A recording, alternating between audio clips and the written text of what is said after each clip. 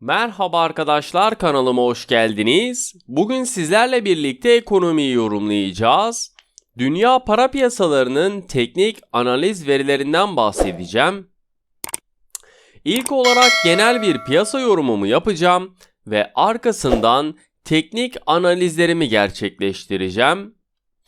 Bugün gözler Federal Açık Piyasa Komitesi toplantısında. Borsa İstanbul 100 Endeksi dün %0,45'lik düşüş ile 1385 seviyesinden işlemi kapatırken işlem hacmi ise 12,5 milyar Türk lirası olarak gerçekleşti. Çin'den gelen haberlerle haftaya satıcılı başlayan Borsa İstanbul Endeksi dün seansın açılmasıyla birlikte primli işlem görürken ilerleyen saatlerde de görünümünün tersine döndüğünü gördük. Avangrid adlı şirketin Perşembe günü kupon ödemelerini gerçekleştirip gerçekleştiremeyeceği piyasalar tarafından önemli bir söz konusu olurken dün Asya piyasalarından gelen haberle birlikte satıcılı seyrini koruyan Avrupa piyasalarında DAX'ın yani Alman borsalarının %1,43 artış gösterdi. Amerika Birleşik Devletleri'nde endeksler hafif yatay bir görünümde satıcılı bir seyir izlerken gelişmekte olan ülke para piyasalarında Brezilya borsası Bovespa ise %1,23'lük artış gösterdi. Bu akşamki Federal Açık Piyasa Komitesi toplantısından piyasa beklentilerine paralel bir şekilde faizlerde değişikliğe gidilmemesi ve varlık alım programındaki değişikliklerin Kasım ayı içerisinde gerçekleştirilmesinin muhtemel olduğunu düşünüyorum. Yatırımcılar bu akşam gerçekleştirilecek olan Fed'in toplantısına odaklanmış durumdayken toplantıda faiz ve varlık alım programları ile ilgili yapılacak olan açıklamaların ilerleyen dönemde yaşanacak olan fiyatlamalar açısından önemli bir etkisi bırakması bekleniliyor. Genel piyasa beklentilerine göre Fed'in tapering ile ilgili hazırlıkların sürdüğüne dair açıklamalarda bulunup Kasım ayına gönderme yapması ve Aralık veya Ocak ayında varlık alımlarının azaltılmaya başlanacak olması beklenirken uygulanacak olan politikanın hangi zaman dilimi arasında gerçekleşeceği ve tahminen ne zaman biteceği, bittikten sonra faiz artışının söz konusu olup olmayacağı ise hem toplantı metninde hem de faiz kararı sonrasında konuşulacak olan Fed Başkanı Jerome Powell ile yanıt bulacak. Faiz artışının 2022 yılının sonu 2023 yılının başı gibi olması beklenirken tahmini faiz artışının 25 baz puan olması söz konusu.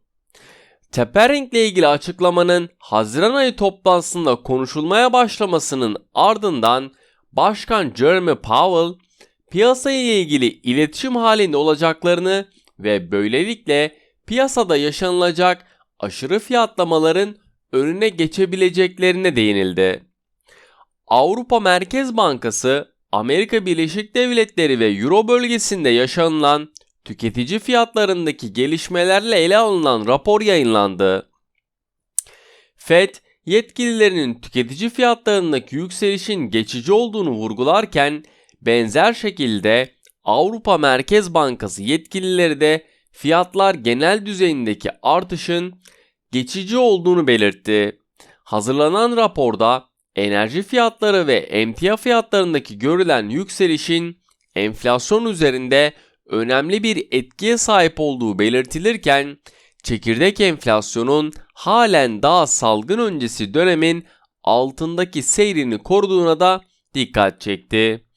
Yılın ikinci yarısında ekonomik toparlanmanın belirli bir hızda hareket etmesi ve enerji ve emtia fiyatlarındaki fiyatlamaların normalleşmesiyle enflasyondaki düşüş trendinin oluşabileceği söz konusu olmayı da sürdürüyor. Vaka sayılarındaki kritik eşiğin 30.000 seviyesine yaklaşmış olması dün açıklanan rakamlara bakılacak olur isek son 24 saat içerisinde 29.338 yeni vaka bulunurken 260 vatandaşımız da hayatını kaybetti. İkinci doz aşısını tamamlayan vatandaşların nüfusu oranı ise %68,53 olurken Sağlık Bakanı Fahrettin Koca Twitter'dan yaptığı hesabında kritik bir dönemde olduklarını belirtirken vatandaşları dikkatli olmaya davet ettiğini tekrarladı. Şimdi dünya para piyasalarının teknik analiz verilerinden bahsedeceğim.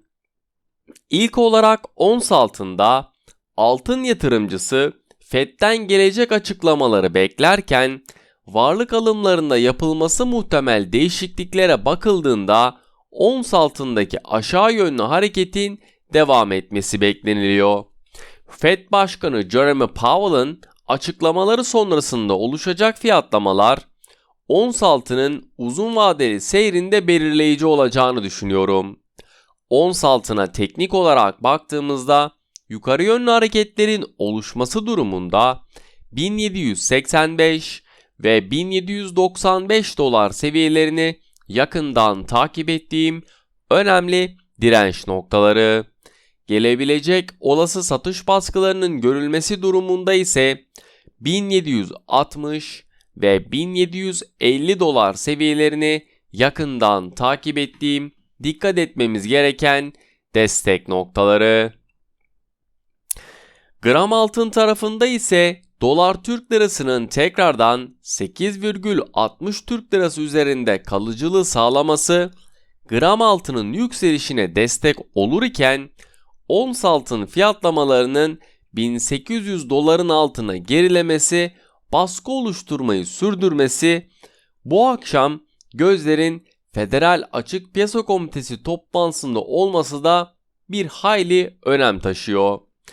Gram altına teknik olarak baktığımızda gram altında yukarı yönlü hareketlerin görülmesi durumunda 495 ve 500 Türk lirası seviyelerini yakından takip ettiğim önemli direnç noktaları.